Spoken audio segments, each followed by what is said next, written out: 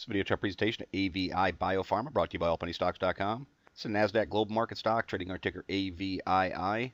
We put this out this week as a technical stock to watch. Wrapped up last week trying to come off a support level around 83 cents. Fell through it on Monday and came back down on another pretty decent support level around 75 cents. With a nice up day yesterday, up almost 8%, 1.2 million shares traded. There's plenty of liquidity in this play. So we're going to keep this on radar to see how it performs the rest of this week. With the big fall that this stock has had from $1.64 all the way down to 75 cents after making a great move from 50 cents, we're just not going to get much in these indicators. Everything's just going to be dropping off real hard. Just going to have to look for hints of a potential bounce.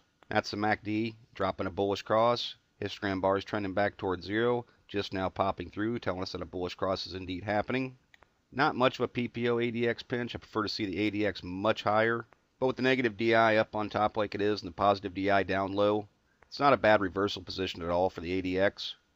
Some buying yesterday, of course, got the MFIs turning a little bit very early on, but starting to try and move upward. Yesterday's upward pressure also turned the accumulation distribution and the Chaikin money flow. It's very early on, but still a good sign. CCI trying to make its way through negative 100. A lot of bottom feeders will use that break of negative 100 as a buy point, and if it breaks back down through negative 100, that's the sell point again.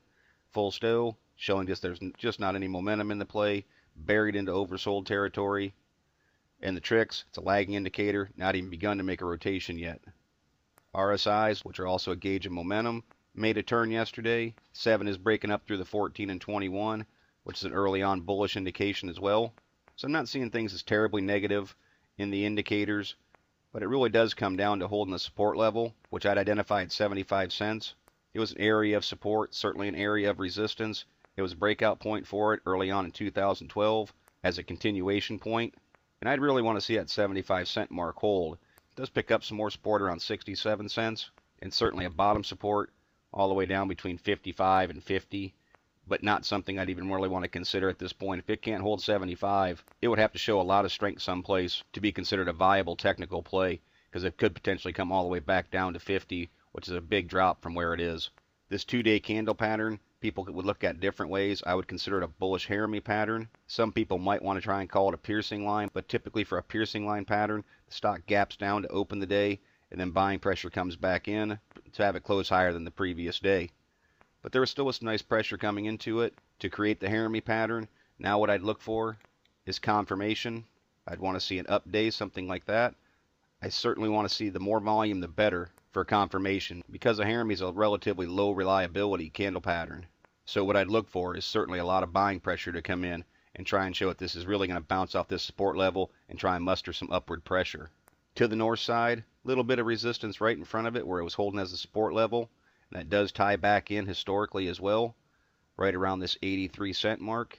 90 cents would also be a secondary resistance. This is an important point. Try and push to the 20-day moving average and break through this old resistance level from just about a month ago. But I consider primary resistance to come in right around $1. Again, historically a support and resistance point. 200-day moving average is there. The 50-day moving average is at $1.10, but it's dynamic. It's going to come down and reinforce that area. $1 is a common psychological barrier as well. It's a nice rise from where it is, closing at 82. But I would suspect that that's going to be a real tough resistance spot for it.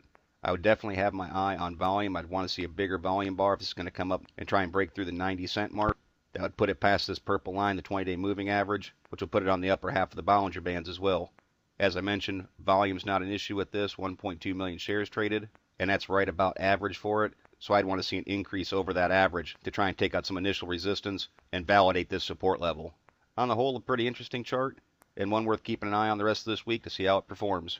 But as always, it's merely my interpretation of the AVII chart. I'm not a financial consultant and strongly encourage you to do your own proper due diligence. Consult with a qualified financial advisor before making any investment decisions.